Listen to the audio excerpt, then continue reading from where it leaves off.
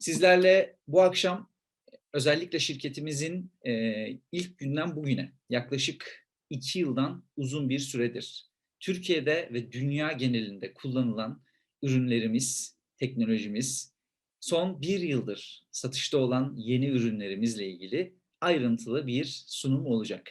Bu arada ürünlerimizin dışında kullandığımız teknolojiyle ilgili ve özellikle vücudumuzla ilgili çok güzel bilgiler alacaksınız.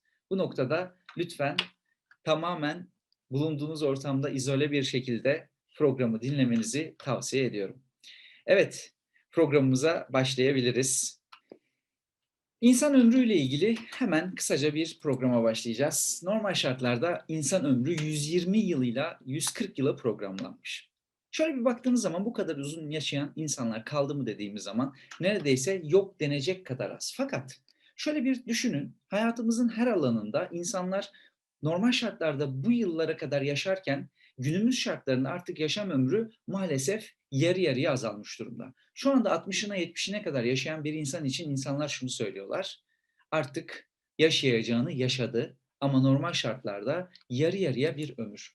Peki bunun sebebi nedir? İnsanlar ne oldu da hayatlarında bir anda yarı yarıya düşen bir sürede 120 ila 140 yıl yaşaması gerekirken son 100 yılda ne değişti de bu kadar hayatları değişti? Aslında ekranda gördüğünüz gibi hava kirliliği, dengesiz beslenme, özellikle paketlenmiş gıdalar çok ciddi anlamda artık artmış durumda. Şöyle bir ekrana baktığınız zaman içinizde ekranda yazan herhangi bir durumu yaşamamış olan var mı? Yani hava kirliliğine maruz kalmayan, dengesiz beslenme olmayan, paketlenmiş gıda tüketmeyen, strese maruz kalmayan, uyku problemi, manyetik alan, hareketsiz yaşam. Şu an size net bir şey söylemek istiyorum. Artık neredeyse dünyanın hiçbir yerinde bu durumlara maruz kalmayan hiç kimse kalmadı. Peki bunun altında yatan sebep nedir dersen, evet dünyamızın değişmesi. Şu anda ne kadar sağlıklı yaşarsak yaşayalım, yaşamaya çalışırsak yaşayalım, maalesef yaşayamıyoruz. Dünya Sağlık Örgütü çok ciddi bir açıklama yapmış. Ki bu açıklama yıllar önce yapılan bir açıklama. Günümüzde yaşanan hastalıkların %70'i aslında yetersiz ve dengesiz beslenmeye bağlı. Peki bu kadar büyük bir problem düzeltilebilir mi? Ya da şu anda %70 mi, %80 mi, %90 mı? Eğer bunu konuşacak olursak aslında ciddi bir problem. Şu anda hastalıkların neredeyse %90'ının üstünde bir rakamla bu sebeplerden dolayı artık insanlar maalesef hastalıklara yol açıyor. Şimdi düşünün, bunlar bu kadar büyük problemler varken bizim hayatımızda yaşanan şeyler neler peki? İstenmeyen sonuçlar. Şu anda ekranda gördüğünüz sadece birkaç tane hastalık, birkaç rahatsızlık. Ve bu birkaç rahatsızlığın temelinde yatan şey aslında az önce gördüğümüz problemler. Şu anda ekranda görmüş olduğunuz hastalıklardan bir veya birkaçını hepimiz çevremizde gördük. Bundan 30 sene önce ekranda gördüğümüz hastalıklar 1000 kişide bir kişide ya vardı ya yoktu. Fakat şu anda günümüz şartlarına geldiğimiz zaman bizde, ailemizde, çevremizde neredeyse şu anda herkesin ama herkesin çevresinde maalesef ekranda gördüğümüz hastalıklar var. Şu anda bu hastalıklar eskiden binde bir görülürken şu anda 2 kişiden birinde artık diyabet, 2 kişiden birinde artık maalesef kanser. 100 kişinin 90'ında hatta 95'inde yorgunluk. En acı verici tablo ne biliyor muyuz? En acı verici tablo yorgunlukla kanserin, yorgunlukla diyabetin, yorgunlukla kalp problemlerinin maalesef aynı slaytta olması. Şöyle bir düşünün. Kronik yorgunluk dediğimiz bir şey var. Evet, herkeste olabilir. Ama artık kalp krizi neredeyse dünyanın her yerinde var. Maalesef önlem alınabilecek problemler artık önlem alınamazmış gibi gösteriliyor. Çünkü bu maalesef bazı ilaç firmalarının işine geliyor. Bu noktada eğer bilinçli davranabilirsek hayatımız tamamen değişebilir. Birazdan slaytlarda insan vücudunun ne kadar mükemmel yaratıldığını, insan vücudunun bir sistemden, sistemlerin ta atoma kadar giden parçacıklardan oluştuğundan ve muazzam yaratılmış bir vücudumuzun olduğundan bahsedeceğim. Zaten hep beraber bunu çok net görmüş olacağız. Peki, istenmeyen sonuçları düzeltelim diyelim. Hadi bunları düzelttik. Şu an dünyanın en büyük problemi sağlık. Her yerde artık maalesef son 2 yıldır dünyayı saran bir problem var, virüs. Hatırlar mısınız bilmiyorum ama üzülerek söylüyorum bunu. Hatta bundan 2 yıl önce daha Türkiye'de ismi bile bilinmiyorken, hiç kimsenin böyle bir durumdan haberi yokken dünya genelinde bu hastalık yayılmaya başlandı. Önce Türkiye'ye gelmez dediler. Bu tarz aslında bilimsel olmayan ve gerçekten insanların hayatında olumsuz konuşmalar yapılması maalesef üzücü. Türkiye'ye gelmez dediler. Dünyanın her yerine giden virüs Türkiye'ye de gelir. Böyle bir açıklamayı ben kabul etmiyorum. Dünyanın her yerine gittiği gibi Türkiye'de de vakalar görülmeye başlandı. Mart ayında kapanmalar başladı. O dönemde insanlar sağlık problemleri, ekonomik krizler yaşarken şöyle bir söylenti vardı Mart'ın sonuna, Nisan'ın başına doğru. Bu virüs sıcakta yaşayamıyor. Yazın vakalar azalacak, hatta hastalık tamamen yok olacak gibi söylemler vardı. O günlerde arkadaşlar böyle bir şey yok. Bu virüs sıcakta evet belki azalabilir, fakat dünyanın bir tarafında kışken bir tarafında yaz. Ayrıca dünyanın tamamında bir kapanma olmayacaksa bu virüsle ister istemez savaşmak durumunda kalacağız. Hatta ve hatta bu virüsle yaşamayı öğreneceğiz diye defalarca söyledim. Bu konuşmalarıma şahit olan birçok girişimcimiz şu anda buradadır. 2 yıllık bir süreçte hala devam ediyor. Dikkat edin, uzmanlar ısrarla aynı şeyi söylüyor. Mesafe, ama en önemlisi bağışıklık sistemi.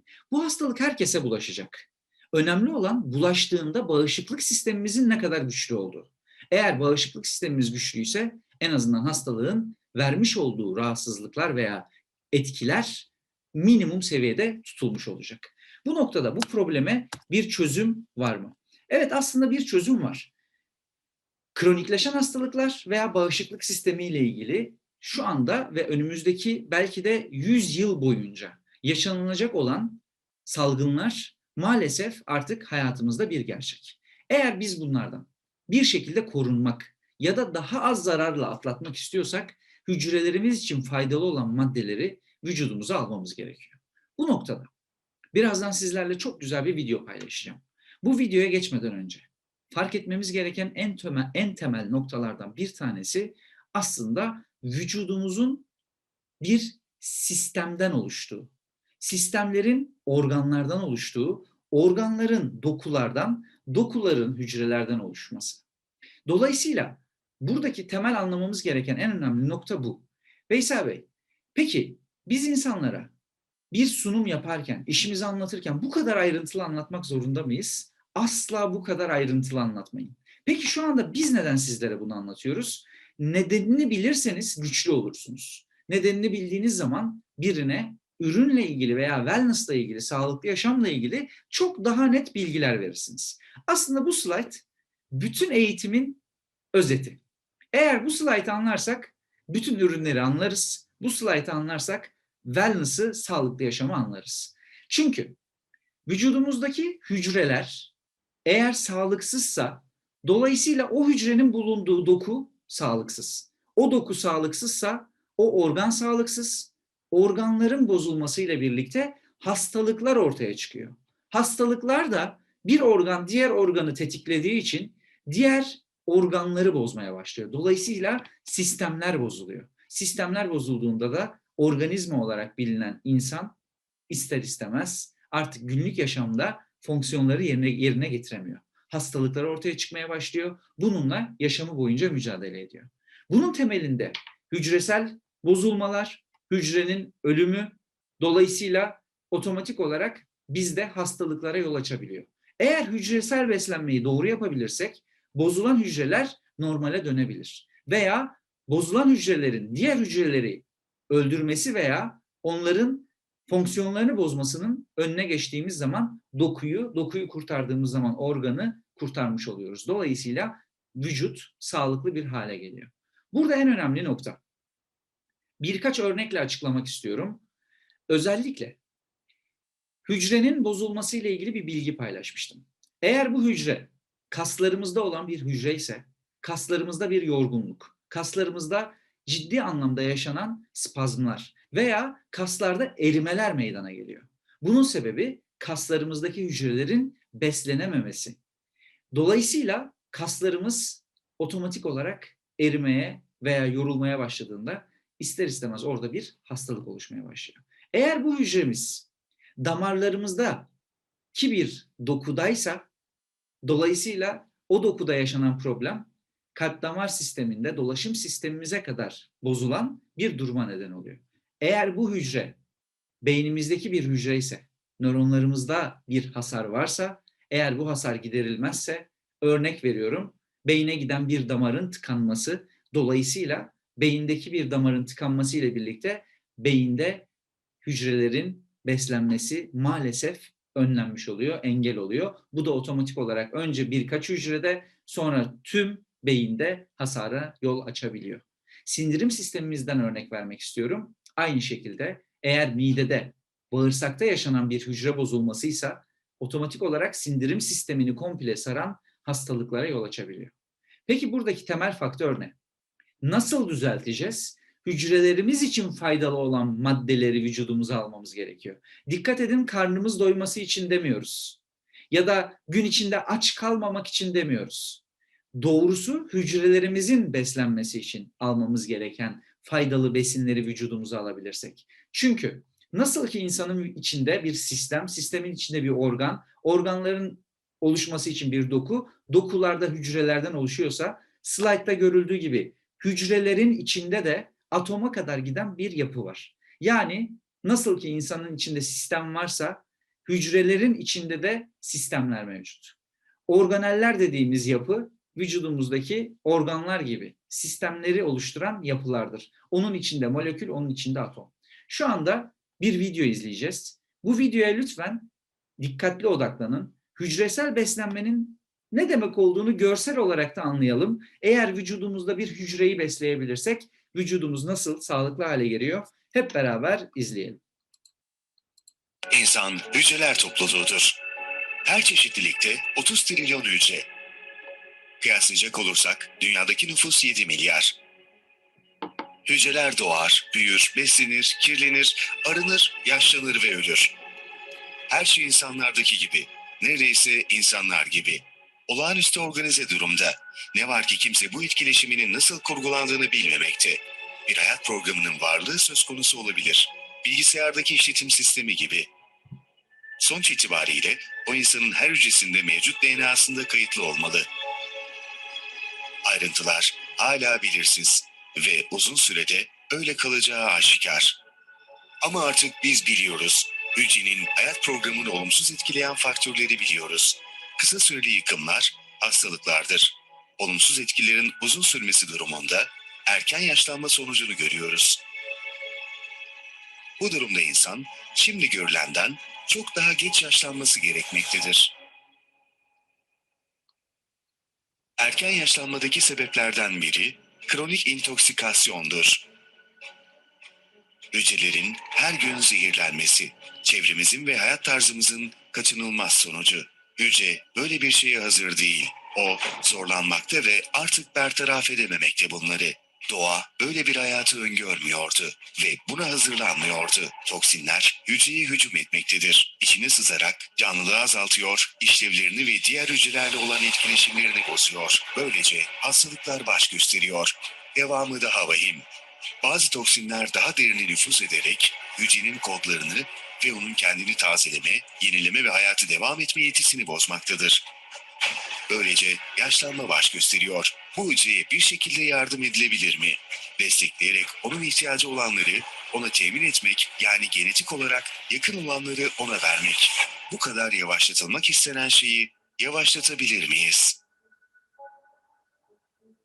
Temin etmeye gayret ettik. Gerekli olan her şeyi bedeniniz kendisi alacak. Burada önemli bir nokta var.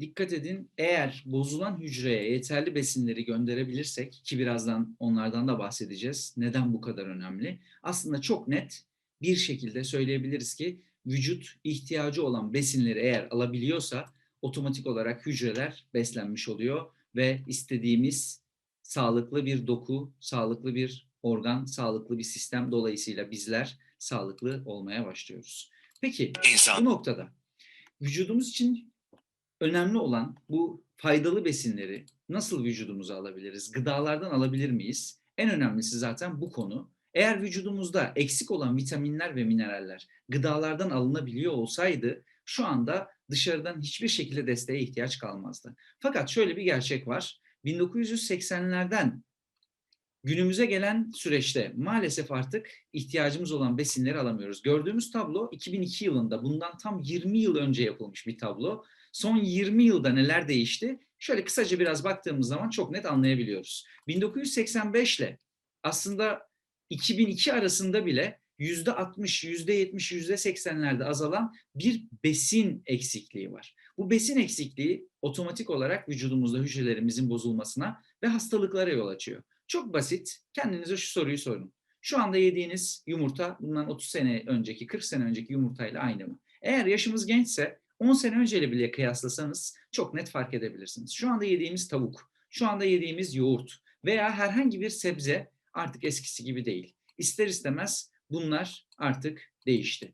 Ve bu anlamda artık hayatımızın değişmesi gereken bir süreçteyiz dedik.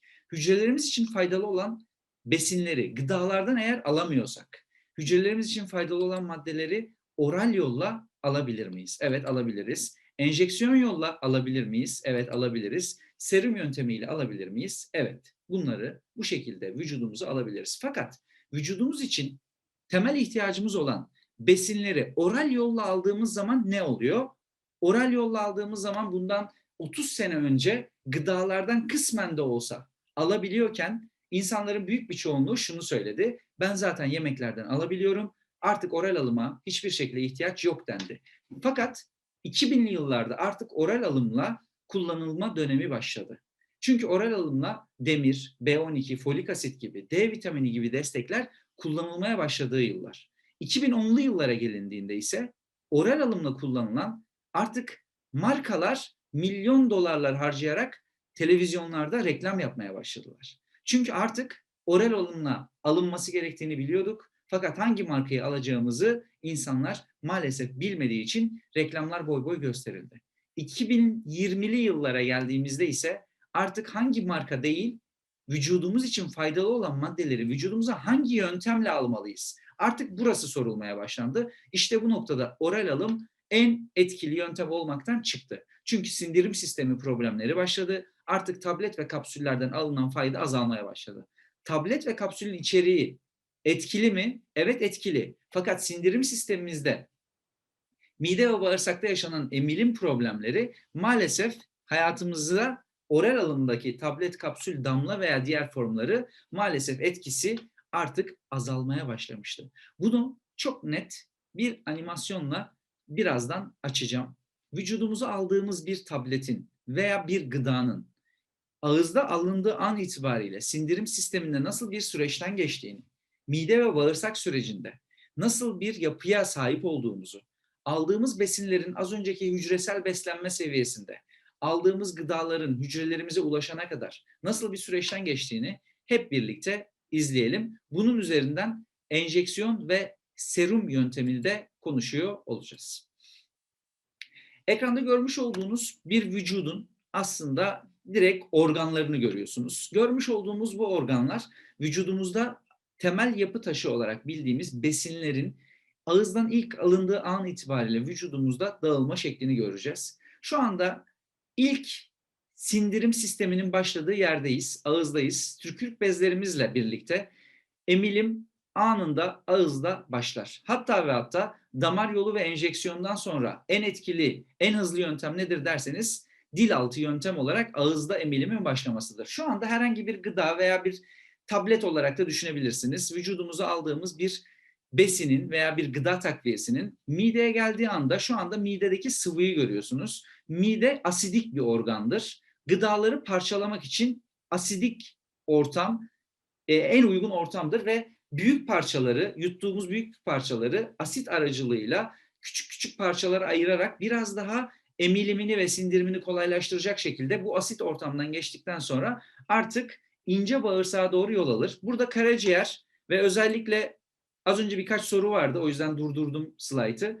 İşte karaciğere etkisi nedir? İşte vücudumuzda emilim problemleri neden olur? Tam da bu noktadayız. Az önce gördüğünüz gibi mideye geldi gıda takviyesi veya bir gıda. Mide asidi parçalamaya başladı. Mide asidi bazı vitaminleri ve mineralleri yok eder. Özellikle B vitaminleri mide asidiyle yok olan vitaminlerdir. Bu noktada vücudumuzda birazdan emildikten sonra karaciğer sürecinden de bahsedeceğim. Fakat burada önemli olan nokta şu: tükettiğimiz gıdalarda bazı vitaminler olsa bile, besin değeri azalmamış olsa bile otomatik olarak mide asidi ile beraber bu vitamin ve mineraller etkisini azalması durumu söz konusu. Gıdalarda da benzer durumlar var. Pişirerek tükettiğimiz gıdalarda ısıyla beraber kaybolan vitaminler var.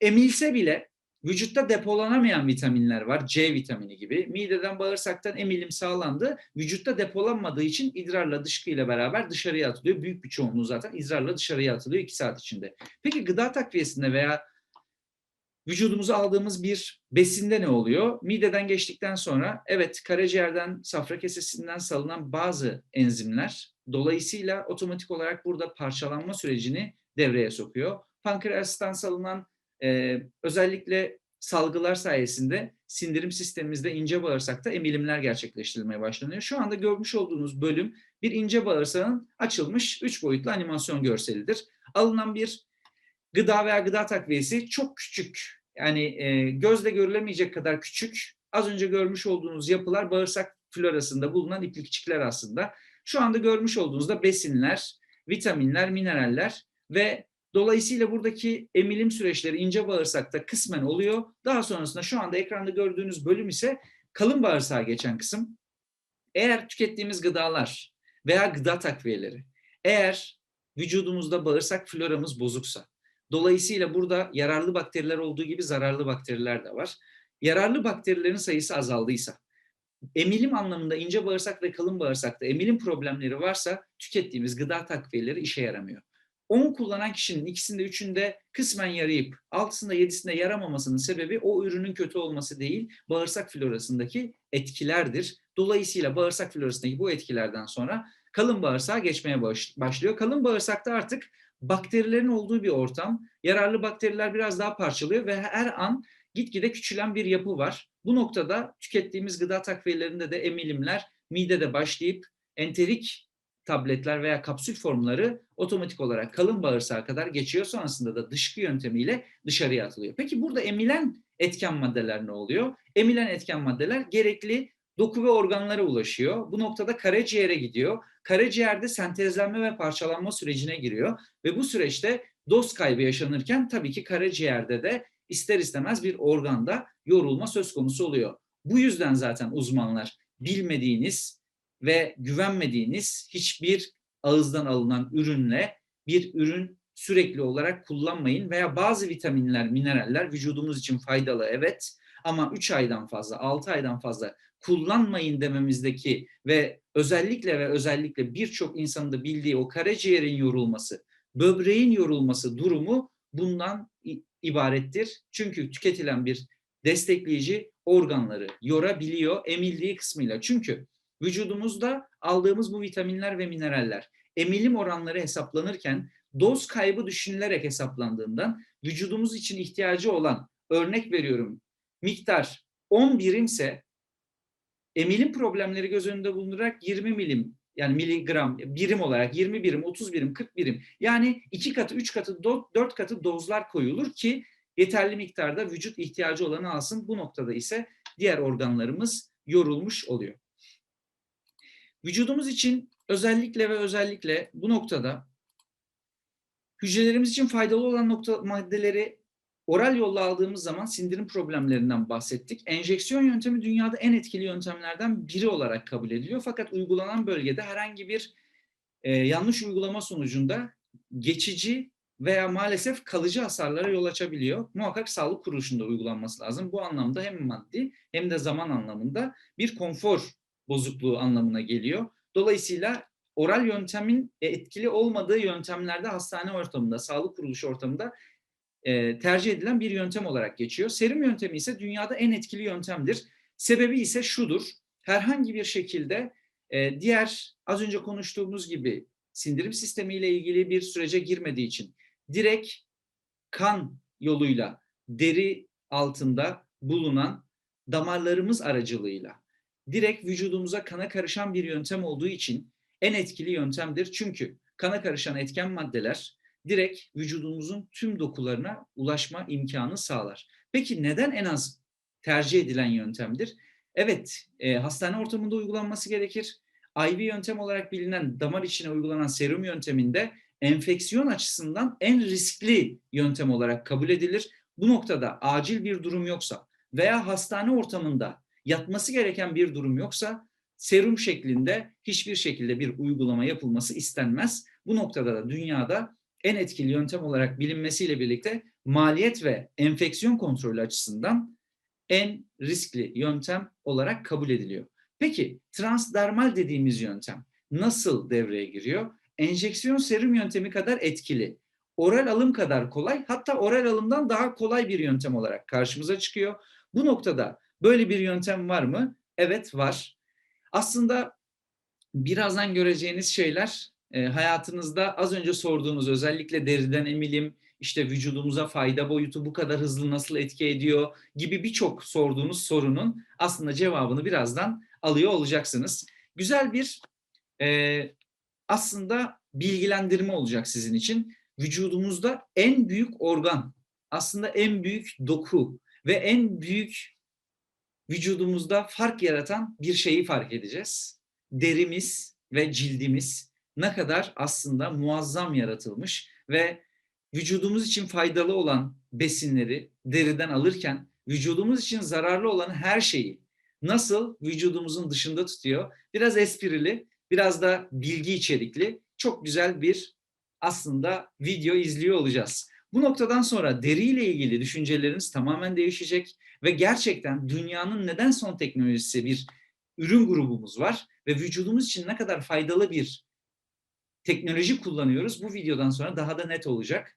Bu video sizin için derimizi hayatınız boyunca çok net anlamda tanıyacağınız bir video. Bu videoyu izledikten sonra artık deriyle ilgili birçok sorunuzun, hatta tamamının cevabını almış olacaksınız.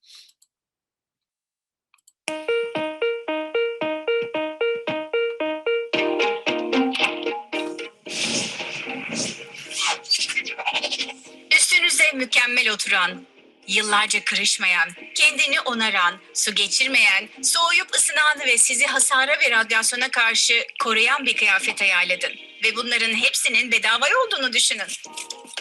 Evet, şu anda onu zaten giymiş durumdasınız. Evet, derinizden bahsediyorum. Deriniz 3 katmandan oluşur. Bunlar epidermis, dermis ve hipodermistir. Yolculuğumuz epidermisle başlıyor. Bu derinizin en üst tabakası.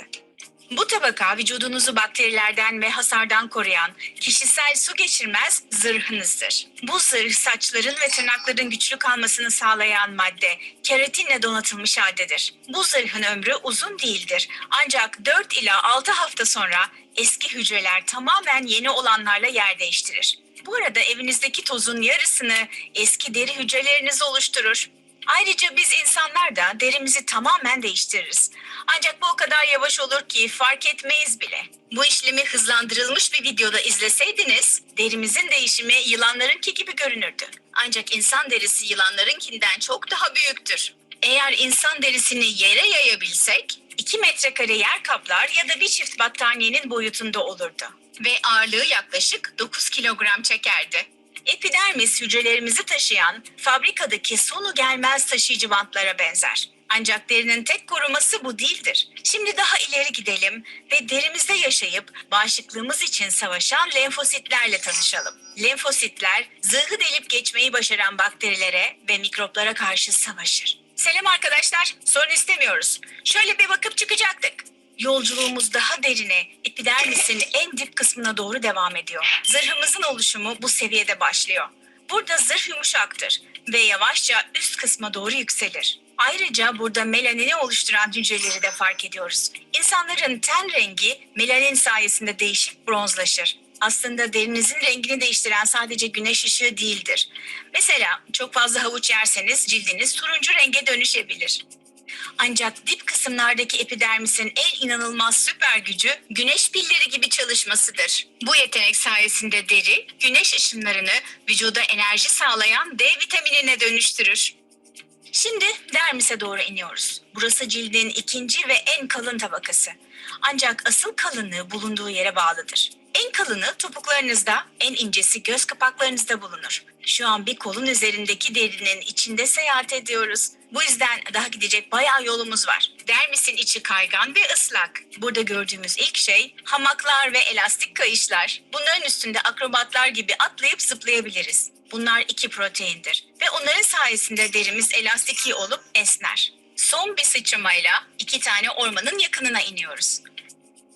Birincisi sinirler ve algılayıcılar ormanı. Dokunmayın, burası çok hassastır. Sinirler en ufak bir dokunuşu, sıcaklık değişimlerini kaydeder ve beyne sinyaller gönderir. Beyin bu sinyalleri tanımlar ve canınızın acıdığını, ısındığınızı, üşüdüğünüzü, ıslandığınızı, kuruduğunuzu ve hatta gıdıklandığınızı hissetmenizi sağlar. Eğer deriniz bu kadar hassassa, peki neden kendinizi gıdıklayamazsınız? Bunu denediğimizde beynimiz derinin hangi bölgesini gıdıklayacağımızı önceden bilir. Ayrıca gıdıklamanın şiddetini ve yoğunluğunu da bilir. Bunu bildiğinde beyin derinin hassasiyet seviyesini azaltır. Fakat başka biri sizi gıdıkladığında beyin hassasiyeti arttırır ve bu sayede vücut hızla tepki verip kendini savunur. Şimdi ikinci ormana geçelim. Burası büyük ağaçlara benzeyen tüyler ve kıllardan oluşur. Bu tüyler her yerde çıkar ama onların kökleri toprak değil, küçük kaslardır. Korktuğunuzda, üşüdüğünüzde ve hatta harika müzikler dinlediğinizde bu kaslar kasılır ve tüylerinizin ürpermesine sebep olur. Bu bölgede vücut ısınızı kontrol etmek için birçok damar bulunur. Spor salonunda iyice çalıştığınızda bu damarlar genişleyip sizi serinletir. Soğuk havada sokakta yürürseniz ve sıcak tutan kıyafetler giymeyi unutmuşsanız damarlarınız sizi mümkün olduğunca sıcak tutmak için büzüşür. Ama çok sıcakta güneşin altında maraton koşarsanız bakın deriniz buradan ter atmaya başlar. Bu arada terin aslında bir kokusu yoktur. Deri sadece bakterilerle temas ettiğinde kötü kokar.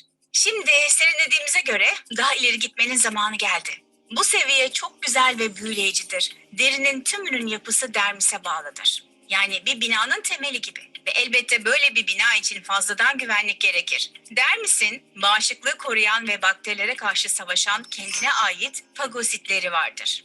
Etrafımızda sadece kötü bakteriler varmış gibi görünebilir. Ama aynı zamanda burada bazı dostlarımız da var. Bunlar bezelerin yarattığı yağ ile ortaya çıkarlar. Bu bakteriler bağışıklık sisteminizin kötü mikroplarla savaşmasını sağlar. Şimdi ise derinin en derin seviyesine yani hipodermise inmenin zamanı. Burası çok yumuşak ve yağlı. Burada her yer yağ ile kaplı. Ancak bu yağ sayesinde popomuzun üstüne rahatça oturabiliriz. Ama yağın tek yararlı işlevi bu değil. Acıktığımızda vücut yağa ihtiyaç duyar. Yağ vücudun yakıtı gibidir ve ayrıca organlarla kasları yumuşak şekilde korumaya da yarar. Ama yağın ürettiği en havalı şey leptin hormonudur. Bu hormon sayesinde akşam yemeğinizden sonra karnınızın doyduğunu hissedersiniz. Bu midenizin gerçekten dolu olması yüzünden değil, leptin hormonunun size öyle olduğunu söylemesi sayesinde olur. Aynen, yağ midenizi değil, iştahınızı kontrol altında tutar. Diyelim ki küçük ama çok sinsi bir bakteri aradan sızıp bağışıklık savaşçılarını atlattı. Bakteri buradan sonra dermise girer. Yağ bezelerinin içinden süzülüp geçer. Tüy ormanında devam eder ve fagositlerden kaçarak yağ tabakasının derinliklerine dalar. Bakteri derinin tüm koruma seviyelerini aşmış durumda ve şu anda vücudu enfekte edecek. Ama o iş o kadar kolay değil. Şu anda başı ciddi belada. Hipodermiste de makrofaj adı verilen koruyucu bağışıklık maddeleri bulunur. Bu hücreler kemik iliğinde üretilir. Sorun olduğuna dair ilk alarmda bu savaşçı grup gelip davetsiz misafiri yok eder. Ve şimdi derinin en havalı özelliğine yani yenilenmeye şahit olacağız. Bir yerimiz yaralandığında yara kan pıhtısıyla kaplanır. Bu kabuğun dışı vücudu yabancı organizmalardan korumak için sertleşir. Sonra pıhtının içinde fibroblastlar ortaya çıkar. Bu arkadaşlar yarayı yara dokusuyla onarır. Yara dokusu burada önemlidir. Evinizdeki bir pencerenin camının kırıldığını düşünün. Dışarıda yağmur yağmaya başladı ve sizin sorunu halletmeniz gerekiyor. Bölgenizdeki en iyi camcı şu anda meşgul ama yağmur evin içine giriyor ve onu bekleyemezsiniz. Siz de bunun üzerine camı çok hızlı şekilde değiştirebilen daha ucuz bir camcıyı çağırıyorsunuz. Ev ve kırık cam bu hikayede küçük bir yarayla derinizin yerini alıyor. Yağmursa yabancı bakterilerin. Peki bu durumda daha ucuz camcı kim? Yara dokusu. Sıradan deri her yöne uzanan liflerden oluşur. Ancak yara dokusunun lifleri sadece paraleldir. Fibroblastlar yara dokusunu kullanır çünkü bunlar yenileme konusunda sıradan liflerden çok daha hızlıdır. Zaten yaranın da hızlı bir şekilde onarılması gerekir. Bu yüzden yaranın üstündeki deri biraz farklı görünür. Ve işte genel anlamda derinizin işleyişi bu şekilde. Şu an baktığımız zaman aslında ne kadar mükemmel yaratıldığımızın bir kanıtıdır. Bütün organlarımız, bütün sistemlerimiz, bütün dokularımız ve en önemlisi şu anda cildimizle ilgili de bir video izledik. Cildimizin katmanları, koruyuculuğu, geçişken seviyesi, faydalı besinler, faydalı etkenleri vücudumuza alırken vücudumuza zarar verecek olan bir organizmayı nasıl yok ettiğini çok net bir şekilde görmüş olduk. Lütfen şöyle bir düşünün, vücudumuzda en büyük organ ve en büyük dokulardan bir tanesi derimiz. Vücudumuz için faydalı olan besinleri de nasıl alabiliyor? Birazdan aslında faydalarıyla alakalı neden tercih ediyoruz bunları da görmüş olacağız.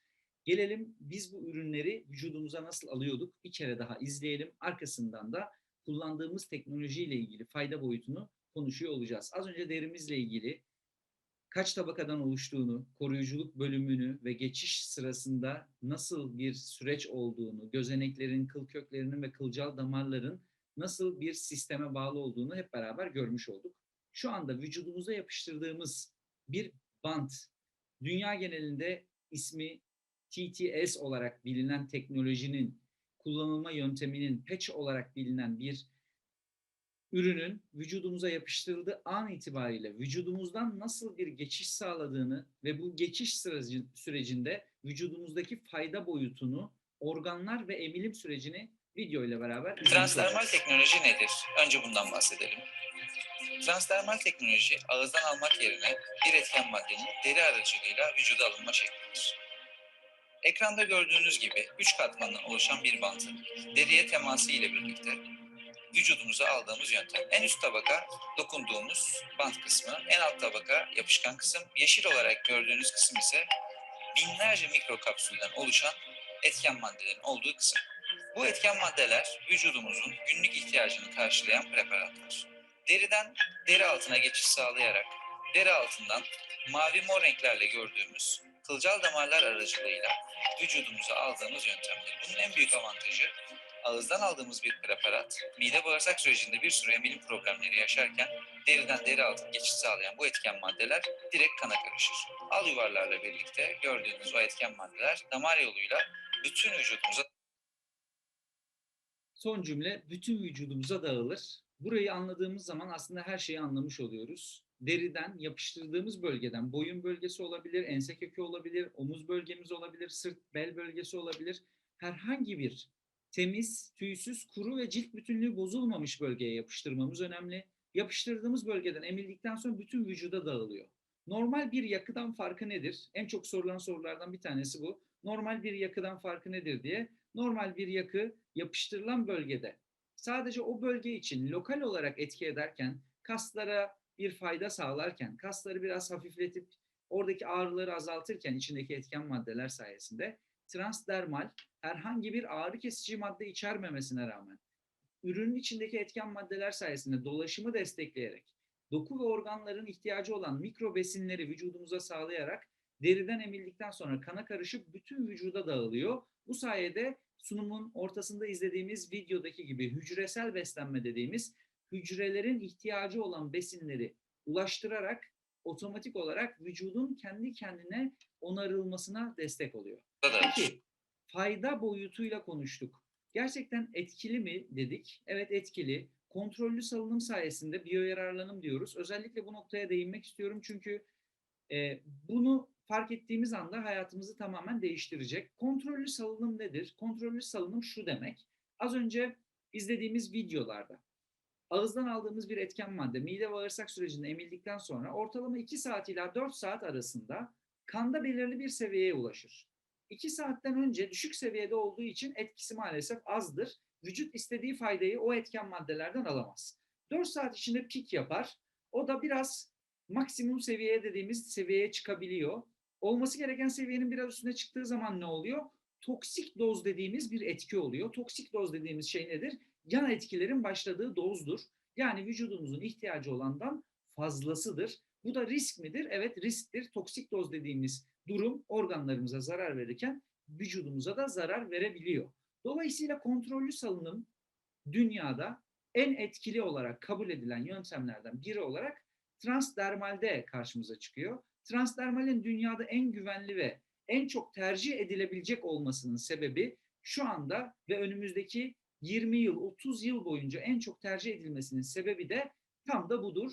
Artan biyoyararlılığın ve kullanım kolaylığı sayesinde vücudumuzda olması gereken seviye dediğimiz seviyeye çıkar ve vücudumuzda kullandığımız bu ürün 24 saat boyunca etki ettiği için sabit bir kanda belirli bir seviyeye ulaşması ve vücudumuzun kullanabileceği dozlarda yavaş yavaş emebiliyor olması vücudumuzda ürünün birincil olarak depolanma ihtiyacı duymadan kullanılması gereken ya da kullanılan vitaminlerin, birazdan örnek vereceğim zaten, C vitamini gibi etken maddeler vücudumuzda depolanmasa bile kullanılmasını sağlıyor. 2, vücudumuzda depolanması gereken etken maddeler de vücuda yavaş yavaş alındığı için herhangi bir şekilde yan etki oluşturmuyor.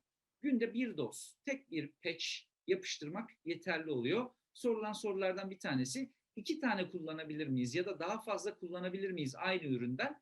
Ürün eğer ilk kez kullanıyorsanız, çok fazla ihtiyacınız varsa o anda evet o üründen birden fazla kullanabiliyorsunuz. Normalde tek doz kullanımı yeterli oluyor. Deriye yapıştırılarak kullanıldığı için yutma güçlüğü yaşamıyoruz. Aslında burası bir devrim niteliğinde. Çünkü dünyada yaşayan insanların %90'ı aslında tablet, kapsül veya bir damla veya bir içecek içmek veya yutmak istemiyor. Çünkü tadından, kokusundan veya yutma anındaki o refleksten rahatsızlık duyuyor. İşte bu anlamda devrim niteliğinde bir teknoloji. Sadece bu yüzden bile dünya nüfusunun neredeyse %20'si 30'u sadece bu sebepten dolayı bile şu anda transdermali kullanmaya başladı. Bununla beraber gün boyunca etkili olması büyük bir avantaj. Tablet kapsülü yuttuk, 2 saat ila 4 saatte etki. Geriye kalan kısmında ikinci dozu, üçüncü dozu almazsak gün boyunca etkisi azalıyor.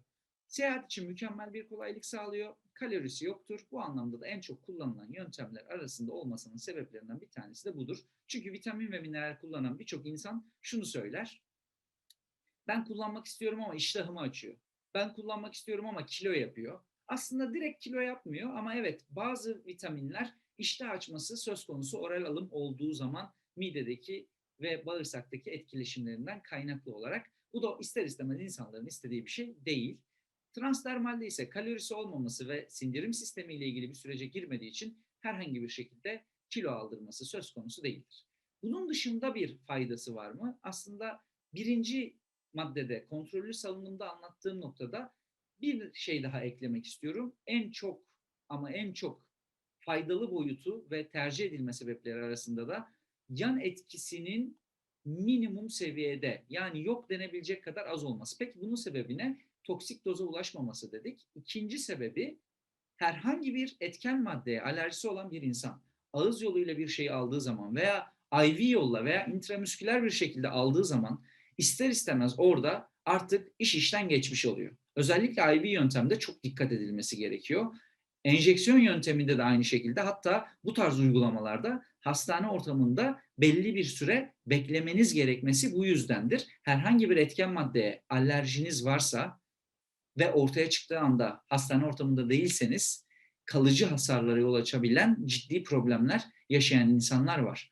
Oral alımda ise böyle bir durum olduğunda ya antidot verilmesi gerekir, yani o riski minimuma indirecek bir işlem yapılması gerekir. Hatta ve hatta mide yıkanmasına kadar giden durumlar söz konusu olabiliyor veya ağızdan veya IV yolla bu problemi ortadan kaldıracak ilaç uygulamaları gerekebiliyor. Transdermalde ise yapıştırdığınız anda herhangi bir alerjik reaksiyon söz konusu olması halinde etken maddeye alerjiniz olabilir, hassas bir cildiniz olabilir ya da insanların, sizin tavsiye ettiğiniz kişilerin olabilir. Bu noktada yan etki olması anında kızarıklık, kaşıntı veya artık dayanamayacak kadar bir kabartı deride olması halinde, şöyle ben göstermek istiyorum hemen, deriden çıkarılıp atılabiliyor. İşte bu noktada yan etki ihtimali en düşük yöntem olarak kabul edildiği için de dünyada en güvenli yöntem olarak kabul ediliyor.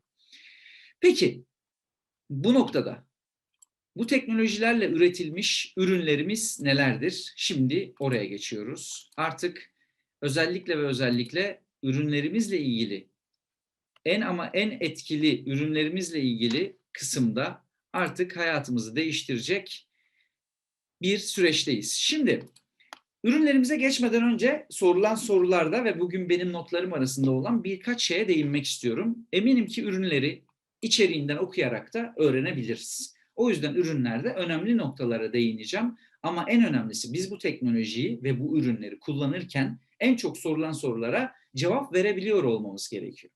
Ürünlerimiz ilaç mıdır? En çok sorulan sorulardan bir tanesi bu. Ürünün de üstünde yazar. Ürünlerimiz ilaç değildir. Herhangi bir hastalığı teşhis ve tedavi amaçlı kullanılmaz.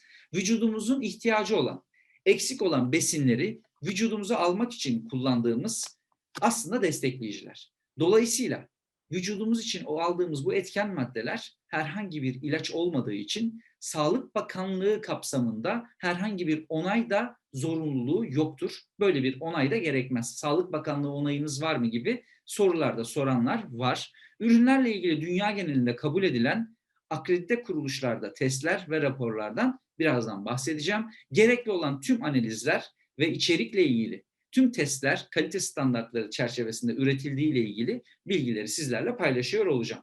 Bu noktada ürünlerimizin yapıştırıldığı bölge veya yapıştırıldığı yerle ilgili az önce bilgi verdim.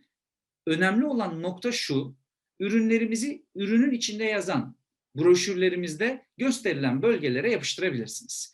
Her gün aynı bölgeye yapıştırmak yerine farklı bölgelere değiştirerek bir gün sağ omzunuza yapıştırdıysanız, bir gün belinize, bir gün ense kökünüze yapıştırdıysanız, bir gün sol omzunuza yapıştırabilirsiniz. Dönüşümlü olarak değiştirerek yapıştırmanız ürünün emilimi açısından da fayda sağlayacaktır.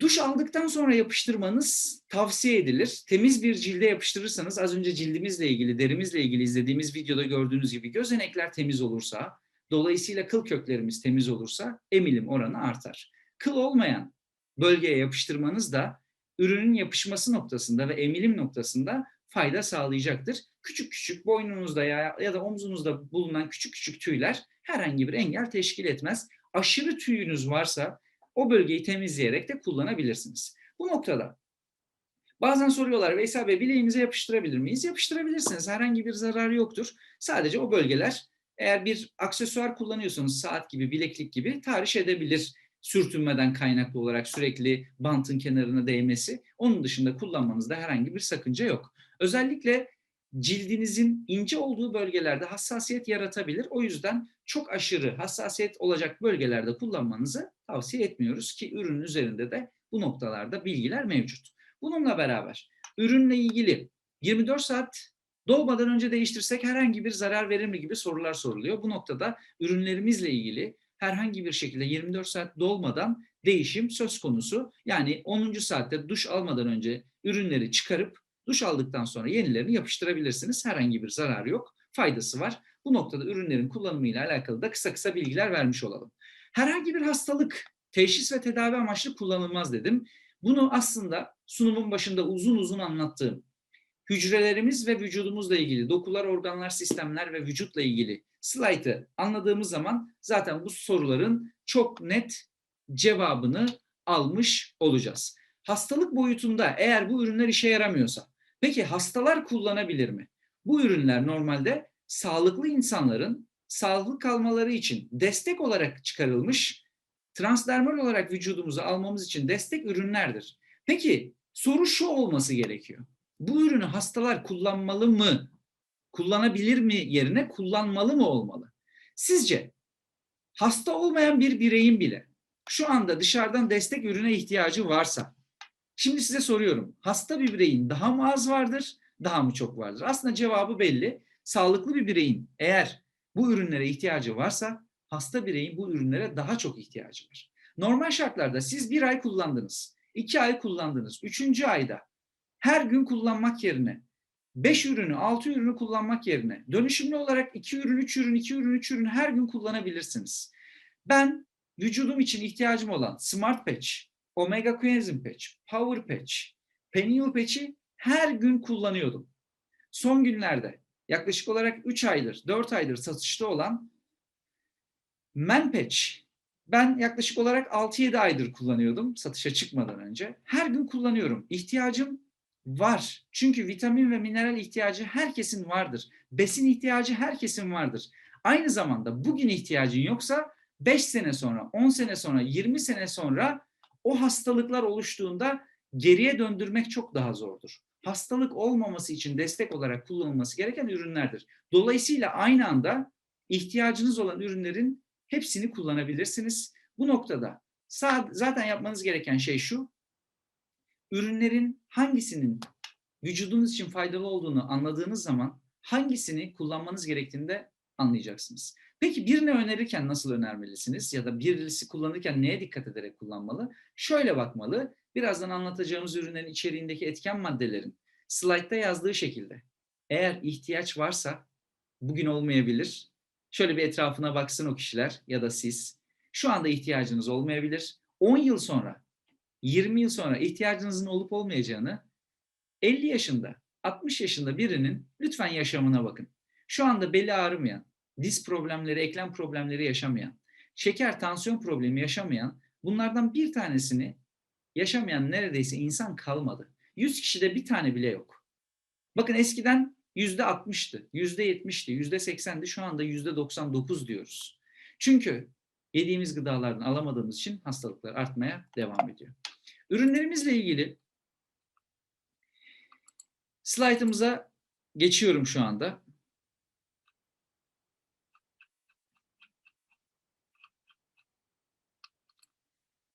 Şu anda ürünlerle ilgili slaytı görebiliyorsunuz değil mi? Lütfen sadece 1-2 kişi yazarsa sevinirim. O 1-2 kişi kim olsun? En son yazan kişiler yazsın. Şöyle bakıyorum. Evet.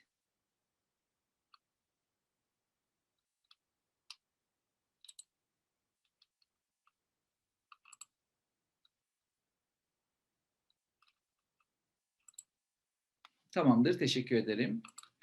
İlk ürünümüz SmartPatch. SmartPatch ile ilgili gerekse misafir lansmanlarında gerekse sponsorlarınızın anlatımıyla zaten bu ürünlerin eklem bağ dokuya desteklediği, bağışıklık sistemini güçlendirdiğini biliyorsunuz. Bugün de kısaca özetlemiş olalım. Bu ürün aslında vücudumuzdaki bütün sistemlere etki eden bir üründür. Özellikle bunun sebebi içeriğindeki etken maddelerin ayarlanırken zaten ismine de uygun akıllı yama, akıllı patch olarak bilinen Smart Patch'in vücudumuzda tüm sistemlere etki etmesi, içeriğindeki etken maddenin formülasyonundan kaynaklı olarak vücudumuzda aldığımız fayda boyutudur. Peki eklem bağ doku, bağışıklık sistemi ve dolaşım sistemine bu kadar etki eden bu üründe bugüne kadar daha az duyduğunuz birkaç noktaya değinmek istiyorum. Özellikle en çok bildiğiniz şeyler kırmızı Kore jinsengi, saponinler, kolajen, organik germanyum, vitamin C, vitamin D, bunları çok fazla duyduk. Peki kaslar üzerine ağrıların azalmasını sağlayan etken madde nedir? Magnezyum. Vücudumuzda eksik olan magnezyum kaslarımızda spazm dediğimiz kas ağrıları ve maalesef günümüz şartlarında çok fazla yaşanan yorgunluğun sebebidir.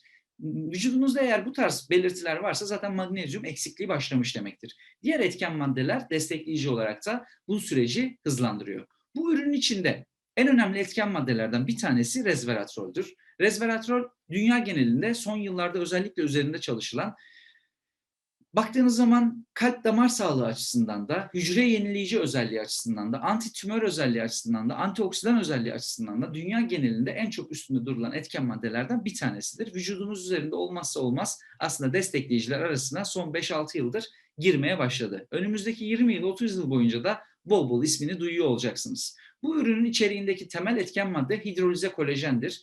Vücudumuzdaki ihtiyacımız olan en temel yapı taşlarından bir tanesidir. Olmazsa olmaz bir temel yapı taşıdır. Vücudumuzda eklemlerimiz, kaslarımız, bağ dokumuz, dişimiz, tırnağımız, her şey aslında baktığınız zaman vücudumuzdaki bileşenler bu noktada kolajenden meydana geliyor. Tip 1 ve tip 3 kolajen cilt üzerine etkileri yoğun olan kolajen tipleridir. Tip 2 kolajen ise eklem bağ dokuyu destekleyen kolajendir. Eğer vücudumuzda tip 2 kolajen azalırsa eklem bağ doku problemleri, boyun fıtığı, bel fıtığı, dizlerde kireçlenmeler, menisküs veya bağ yırtılmaları gibi durumlar söz konusu. Tip 1, tip 3 kolajen eksildiğinde ise cildimizde sarkmalar meydana gelmeye başlıyor.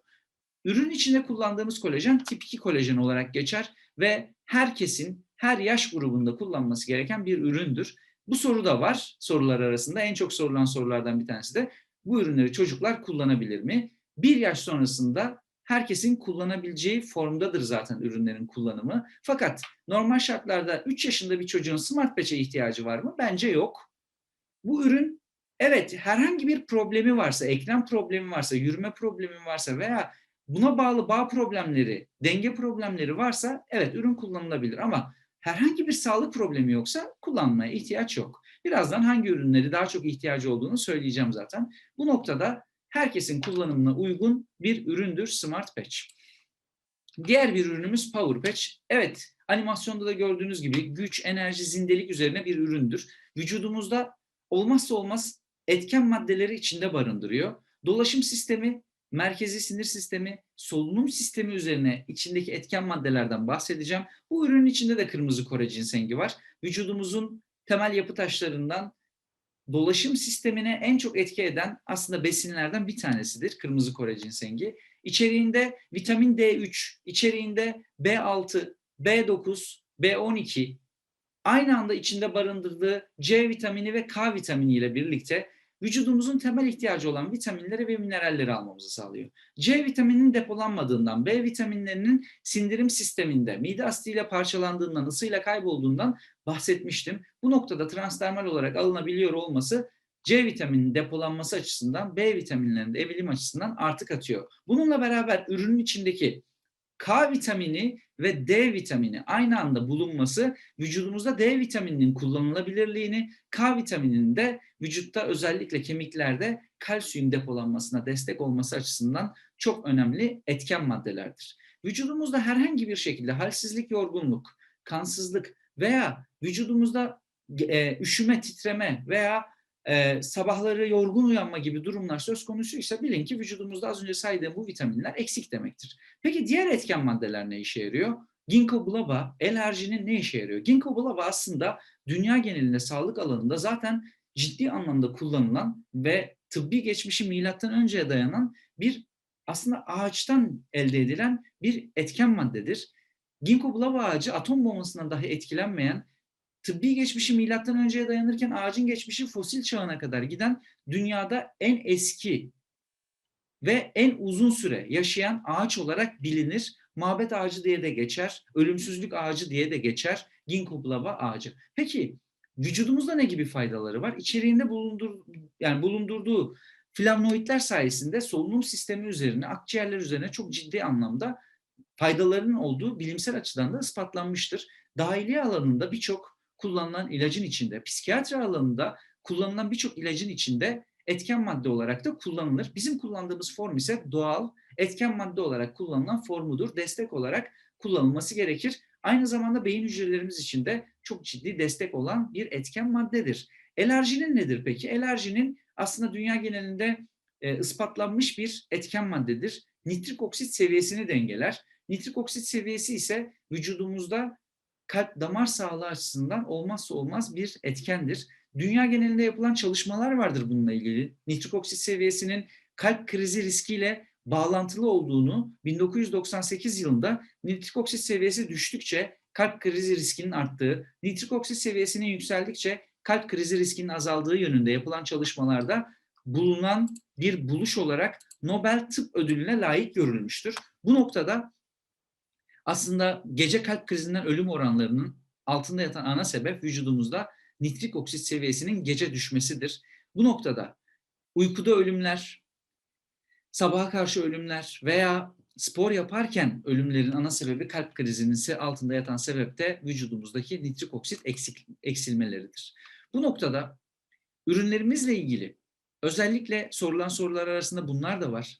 Kalite standartları ve analiz raporları ile ilgili kısaca bilgi paylaşacağım. Her üründen sonra ayrıntılı anlatmak yerine bir kere anlatayım ve daha net anlaşılsın. Ürünlerimizle ilgili dünya genelinde tüm dünyanın kabul ettiği akredite kuruluşlarda yani bağımsız kuruluşlarda ve yapılan testlerin sonucunun doğruluğunu ülkeler bazında ilgili bakanlıklarca kabul görmüş laboratuvarlarda test kuruluşlarında yaptırmış olduğumuz belgeleri paylaşıyoruz size. Şu an burada da Bu test sonuçlarının Ar-Ge-Far, Ege Üniversitesi Ar-Ge-Far şu anda Türkiye'de en büyük Ar-Ge merkezlerinden bir tanesi olan Ar-Ge-Far bünyesinde tüm ürünlerimizin Ar-Ge çalışmalarının, aynı zamanda ürünlerimizle ilgili yapılan Ar-Ge çalışmalarının sonucunda ürünlerdeki yapılan etken madde analizleriyle ilgili kullanılan bezin, kullanılan yapışkanın vücudumuz üzerindeki etkilerini ispatlayacağımız tüm testler Ar-Ge-Far tarafından yorumlanmıştır.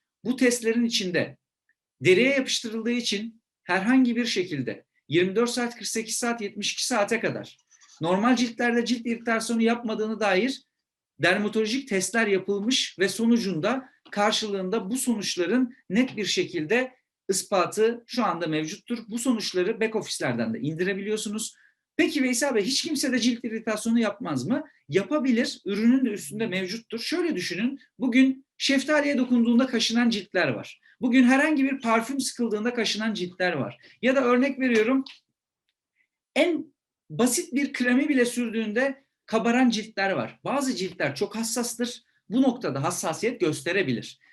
Ürünler gerçek insanlar üzerinde 24 saat, 48 saat, 72 saat test edilmiştir ve herhangi bir cilt iritasyonu yapmadığının da kanıtıdır. Ürünün içinde herhangi bir zararlı paraben, biliyorsunuz son dönemlerde çok fazla konuşuluyor parabenlerin vücut üzerindeki zararları. Zararlı paraben içermediği, herhangi bir ağır metal, bakın burası çok önemli. Ürünün içinde herhangi bir ağır metal içermediği, ürünün içeriğindeki etken maddelerin özellikle fitilat anlamında zararlı maddelerin olmadığı, bununla beraber ürünün deriye yapıştırıldığı anda herhangi bir mikrobiyolojik üreme olmadığı, virüs, bakteri veya mantar üremesi olmadığına dair tüm testler yapılmıştır. Bunun sonucunda da insan sağlığına zarar veren bir etkenin olmadığı ile ilgili Türkçe ve İngilizce ürünlerle ilgili yapılan analiz yorumlarıdır. Bilginiz olsun. Tüm ürünlerimiz için aynı şekilde analizler mevcuttur. Back office'lerde de yüklüdür. Ürünlerimizden bir diğeri, üçüncü ürünümüz Omega Coenzym Patch. Vücudumuzda trilyonlarca hücre var. Az önce bunun videosunu izledik zaten. Bu trilyonlarca hücrenin beslenmesi gerektiğini söylemiştik. Vücudumuzun trilyonlarca hücresindeki bu beslenmeyi sağlayacak olan en önemli destekleyicilerden bir tanesi omega 3'tür.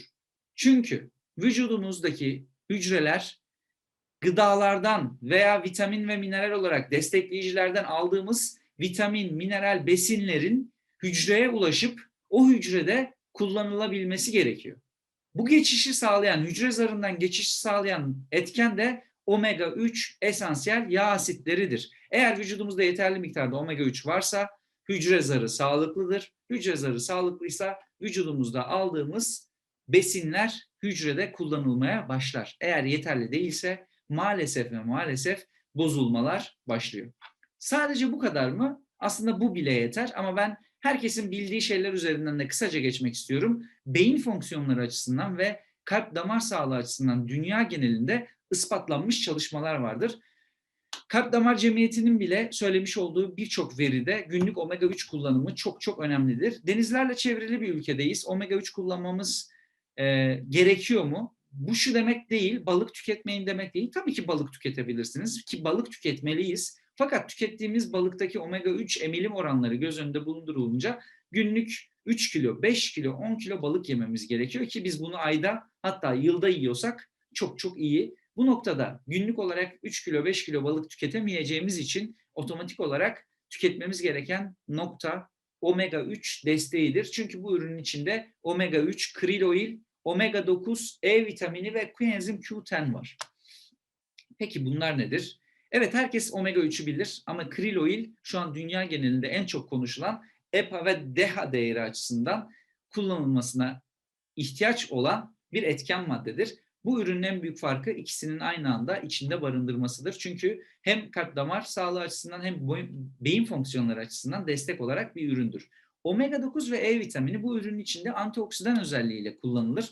Omega 3'ün etkinliği açısından çok çok önemlidir. Eğer herhangi bir antioksidan kullanmadan kullanıyorsak omega 3 maalesef vücudumuzda fayda yerine zarar verebiliyor. Çünkü antioksidanlarla beraber kullanılması gerekir.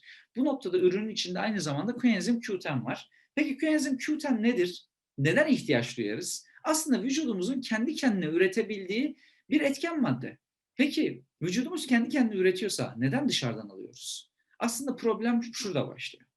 Koenzim Q10'in üretebilmesi için vücudumuzun sağlıklı ve yeterli beslenebiliyor olmamız lazım. Çevresel faktörlerde radyasyondan uzak olmamız lazım. Kaliteli bir uyku uyuyor olmamız lazım.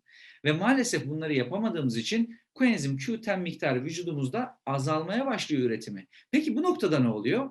Bu noktada hücrenin yeterli bir şekilde beslenebilmesiyle birlikte eğer yeterli bir düzgün çalışma sağlamasını istiyorsak vücudumuzda koenzimin yeterli olması gerekiyor. Düşmeye başladığında hücre ölümleri gerçekleşiyor. Hücre ölümlerine bağlı hastalıklar ortaya çıkıyor. En belirgin problemler neler? Alzheimer, Parkinson, buna bağlı olarak kalp damar problemleri ve benzeri birçok problemin altında yatan ana sebeplerden bir tanesi de vücutta eksilen koenzim miktarı. Bu anlamda herkesin kullanması gerekiyor. Peki bu ürünü çocuklar kullanmalı mı? İşte bu noktada aileler karar vermeli. Çocuklarının eğer hafıza, ders başarısı, hiperaktivite gibi durumlarda yaşadığı müzdarip durumlar ve bu ve benzeri birçok noktada aslında baktığınız zaman omega 3'ün etkileri dünya genelinde bilimsel çalışmalarla da ispatlanmış.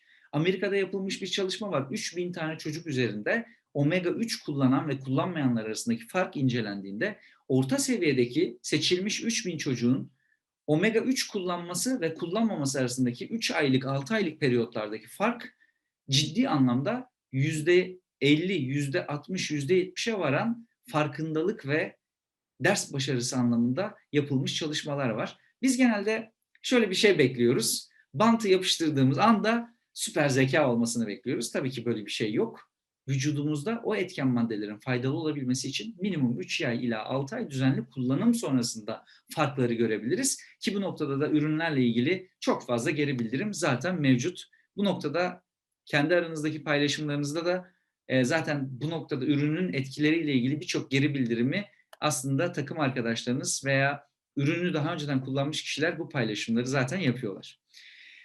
Bir diğer ürünümüz, dördüncü ürünümüz Fitpatch. Bu ürünle ilgili daha önce ayrıntılı bir eğitim yapmıştık. İlerleyen günlerde Fitpatch ve benzeri bir eğitim tekrardan yapabiliriz. Bu konuda da çalışmalarımız zaten mevcut. Bugün daha kısa bir bilgi vereceğim. Bu ürün evet bir zayıflama ürünü değil demiştik. Peki zayıflama ürünü değilse nedir? Bu ürün bir kilo kontrol, destek üründür. İçeriğinde etken maddeler var. Garcinia Cambogia gibi, leptin gibi, 5-HTP gibi etken maddeler iştah kontrolünü sağlar. Ki animasyon videomuzda da bahsetmiştik. Leptin, Garcinia Cambogia aslında doyma merkezini uyaran tetikleyicilerdir. Garcinia Cambogia bir bitkidir. Bir baharat olarak kullanılır Afrika'da çoğu ülkede. İştah kontrolünü sağlar, yağ yakımını destekler. Leptin ise vücudumuzda aslında üretilebilen bir destekleyicidir. Fakat vücudumuzda üretilmediği zaman obezite ortaya çıkıyor.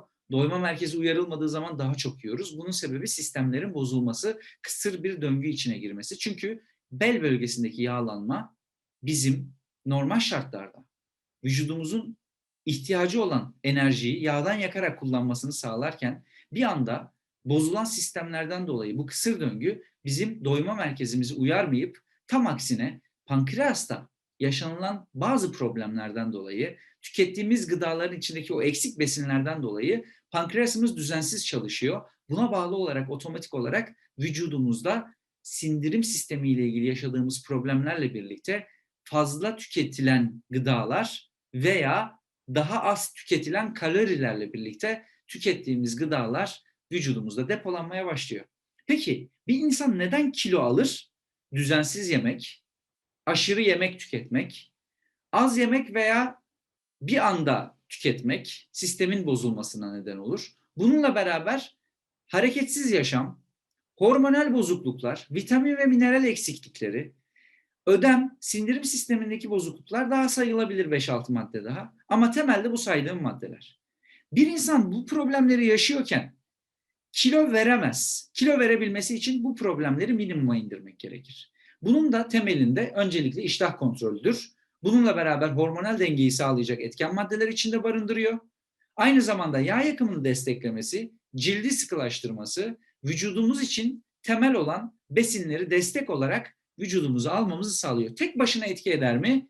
Eğer 1-2 kilo vereceksek, bölgesel bir incelme veya sadece selülit amaçlı kullanıyorsak %25, %30 etki eder. Ama 5 kilodan fazla vereceksek, çok ciddi bir obezitemiz varsa, İşte bu noktada bu ürün tek başına etki etmez. Ben şimdiden söyleyeyim. Çünkü vücudumuzda eklem bağı problemleri varken, hücresel beslenmede vücudumuzdaki hücreler beslenemiyorken, omega 3 eksikse, vücudumuzda L-arginin eksikse, vücudumuzda B vitamini, D vitamini, C vitamini, K vitamini eksikse bu ürün tek başına etki etmez. Ancak bu ürünlerle birlikte kullanıldığında etkisini çok net görebiliriz. Bu ürünle birlikte tabii ki şimdi anlatacağım ürün beşli kombin olarak öneriyoruz. Diğer bir ürünümüz ise Peniel Patch. Peniel Patch ürünümüz aslında olmazsa olmaz ürünlerimizden bir diğeri. Bütün ürünlerimizden bahsettik. Fitpatch biraz daha keyfi bir ürün, kabul ediyorum. Ama bugün herkesin omega 3 koenzim krilo ile ihtiyaç var. Bugün herkesin L-arginine, ginkgo biloba'ya ve diğer içindeki etken maddelere ihtiyaç var. Herkesin bugün artık hidrolize kolajene, resveratrole ve diğer etken maddelere ihtiyacı var. Peniel Patch neden bu kadar önemli? İçeriğinde melatonin 5-HTP ile birlikte valerian root, çinko ve magnezyumu B6 içinde barındırıyor. Eğer vücudumuzdaki eksiklikleri şöyle bir göz önünde bulundurursak, tırnaklarımızda eğer küçük küçük beyaz noktalar varsa, çok basit bir örnek vermek istiyorum. Beyaz beyaz çizgiler varsa, eğer sabahları yorgun uyanıyorsak, bilin ki en temelde saçlarınız dökülüyorsa vücudunuzda artık çinko eksikliği başlamış demektir. Kaslardan bahsettik, magnezyum eksikliği başlamış demektir. B6'dan bahsettik, birçok etken saydık, dolaşım sistemi, yorgunluk, halsizlik, kansızlık ve benzeri problemler. Peki diğer etken maddeler neler? Melatonin ve 5-HTP'nin bize ne faydası var? 5-HTP vücutta mutluluk hormonu olarak bilinen serotoninin aslında salınımını destekliyor. Vücudumuzda melatonin ve serotonin epifiz bezimiz dediğimiz üçüncü göz olarak bilinen, dünya genelinde binlerce yıldır üzerinde araştırmalar yapılan bir konu. Üçüncü gözümüz tam olarak şu bölgede, ortada, hatta şöyle söyleyeyim, vücudumuzda beyin bölgesi hemen hemen her yer 2 lobdan oluşurken epifiz bezi beynin tam ortasında küçücük bir kozalak şeklinde bir yapıdır. Eskiden epifiz bezi daha büyük bir bölümde yer alırken her geçen yıl epifiz bezinin küçüldüğü de yapılan araştırmalarda ortaya çıkmış. Peki bunun nedeni nedir? Epifiz bezi radyasyondan, maalesef ve maalesef ışıktan olumsuz etkileniyor. Melatonin ve serotoninin epifiz bezimizden salgılanırken artık salgılanması azalmaya başladı. 11 ila 5 arası zifiri karanlık ve radyasyon olmayan ortamda daha fazla salgılanıyor. Şu anda 11 ila 5 arası uyuyan var mı? Zifiri karanlıkta uyuyan var mı? Radyasyon olmayan ortamda uyuyan var mı? Maalesef kalmadı. İşte bu noktada bu ürün devreye giriyor ve otomatik olarak vücudumuzun ihtiyacı olan melatonini ve serotonini sağlıyor. Şu anda dünya genelinde yapılan araştırmalardan bir tanesi insanların epifiz bezine bağlı olarak melatonin ve serotoninin artık daha az salınmasından kaynaklı olarak kronik hastalıkların arttığı ortaya çıkmış. En büyük problemlerden bir tanesi, evet, hepimizin bildiği, neden olduğu bile belli olmadığı bir hastalık olan migren, baş ağrısı. Dikkat edin, nedeni belli değil deniyor. Aslında nedeni belli. Vücudumuzda eksik melatonin, eksik serotonin migren ataklarının oluşumuna neden oluyor. Vücudumuzda bu ataklar maalesef ki öyle hemen geçmiyor. Dikkat edin, bu tarz bir problem yaşayan kişi sessiz ortam, ışık olmayan bir ortama, karanlığa kendini kapatıyor. Ve mümkünse bir süre o karanlıktan çıkmayarak baş ağrısının geçmesinden sağlamaya çalışıyor. Sizce bu bir tesadüf mü? Değil. Ve dünya genelinde bu binlerce yıldır böyle. Epifiz bezi ışığa karşı duyarlı, dolayısıyla ışığın olduğu ortamlarda melatonin salgılanmıyor.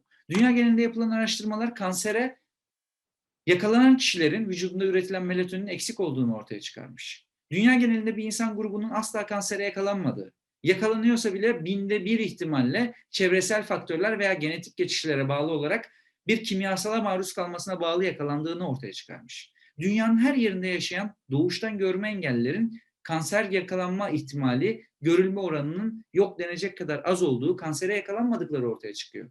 Ve yapılan araştırma melatonin ve serotoninin bu konuda vücudumuzda T ve B hücre dediğimiz vücudumuz için savunucu, savaşan askerleri olarak bilinen ve vücudumuzda istenmeyen hücrelerin oluşumunu önleyen T ve B lenfositlerin yeterli miktarda olmasını sağlayan en önemli etkenlerden bir tanesi melatonin ve serotonin. Bu ürün uyumadan önce kullanılıp uyandığımızda çıkarıp attığımız bir ürün.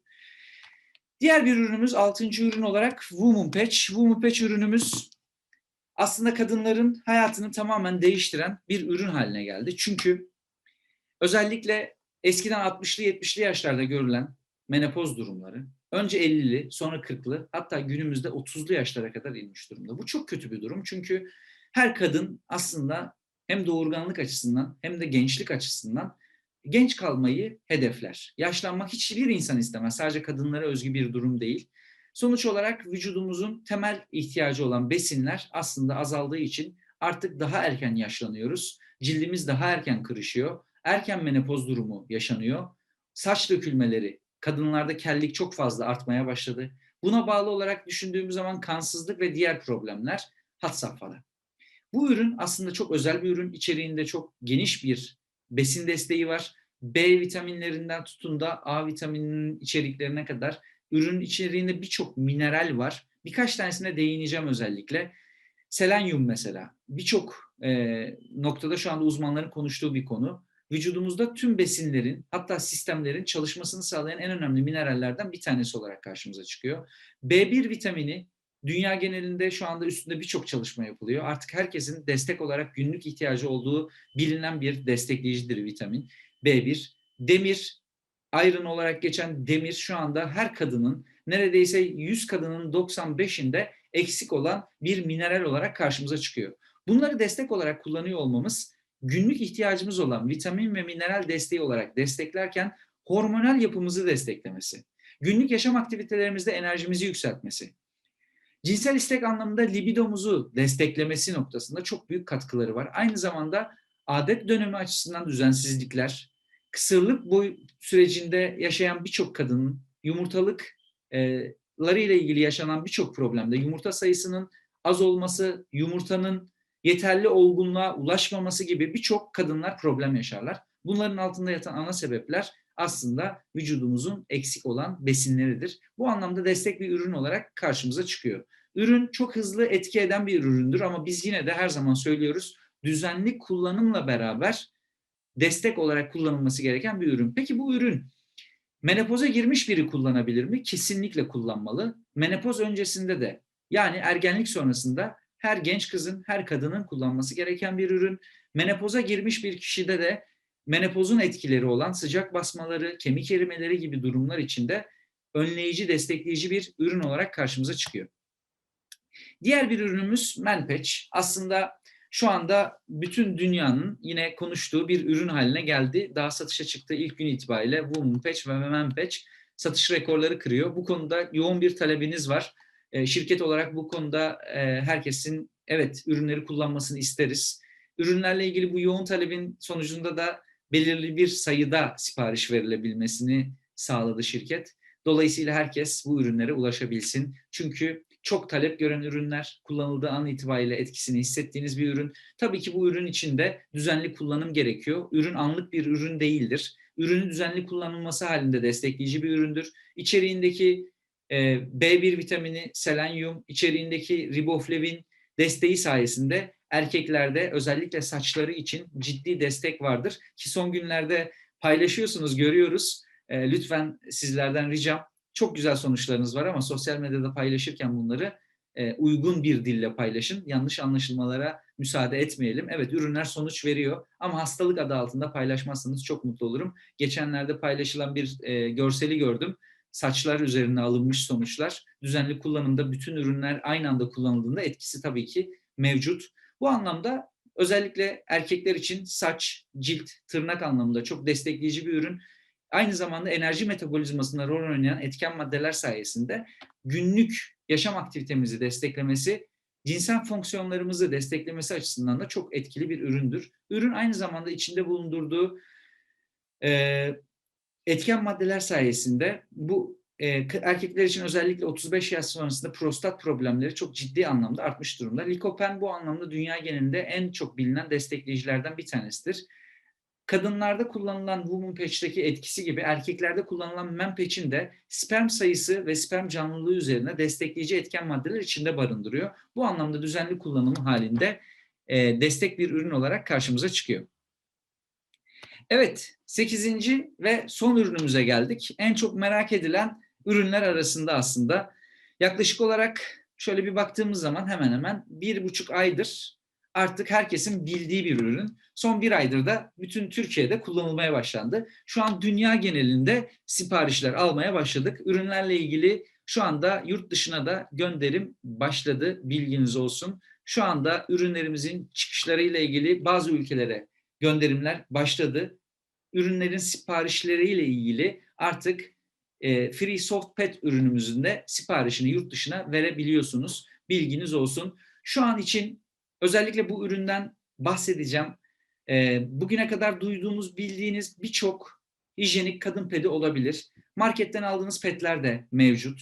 Hiçbirinin olumsuzluğunu konuşmamıza gerek yok. Bizim ürünümüz zaten çok ciddi anlamda fark yaratan bir ürün haline geldiğini bütün girişimcilerimiz geçmişten bugüne olan tecrübeleriyle bizlerle de paylaşıyorlar. Bu anlamda Free Soft Pet ürünü bir set olarak satılıyor. Ekranda görmüş olduğunuz beyaz çantası. Ürünün içinden bir tane günlük pet olarak yeşil petten çıkıyor. Ürünün içinde yine 2 tane mavi olarak gördüğünüz gece pedinden ortaya paketin içinden çıkıyor. Yine ekranda gördüğünüz pembe renkte olan gündüz pedinden de 3 paket çıkıyor. Toplamda 6 paket ürüne sahip olmuş oluyorsunuz. Günlük pedin içinde 30, gece pedinin içinde 8, gündüz pedinin içinde ise 10 adet, yani toplamda 30 adet, toplamda 16 adet ve toplamda 30 adet olacak şekilde ürünlerimizin içeriği mevcut. Peki bu ürün ne işe yarar? Özellikle kadınların günlük yaşamında etkileyen en önemli hususlardan biri genital bölge hijyeni dedik. Bu hijyen aslında dikkat edilmediği takdirde kronikleşen hastalıklara da yol açabiliyor. Genital bölgenin ıslak kalması, mantar ve bazı enfeksiyonlara yol açarken özellikle koku oluşumu noktasında da birçok kadının günlük yaşamını olumsuz etkileyen durumlar yaşatıyor. Şimdi bu ürünle ilgili bir demomuz var. Bu demoyu lütfen ve lütfen sizi buraya davet eden sponsorlarınız veya üst liderlerinizden isteyin. Demoyu izlediğiniz zaman çok net göreceksiniz. Size tavsiyem elinizdeki herhangi bir kadın pediyle TTS International'ın gündüz veya gece pedini karşılaştırdığınız zaman ne demek istediğimi anlayacaksınız. Şöyle bir yarım çay bardağı sıvıyı şu anda marketten aldığınız günlük bir pede dökün. Gündüz pedine, gece pedine dökebilirsiniz. Aynı şekilde yarım çay bardağından fazlasını bizim herhangi bir gündüz pedi veya gece pedine, ikisinden birine dökebilirsiniz. Döktüğünüz zaman aradaki kuruluğu çok net anlayacaksınız. Neden bu kadar önemli? Az önce söylediğim gibi genital bölge hijyeni açısından birincil kural kuru olmasıdır. Islaklık anında yaşanan mantar oluşumu ve bakteri oluşumu kadınlarda kronikleşen hastalıklara yol açabiliyor.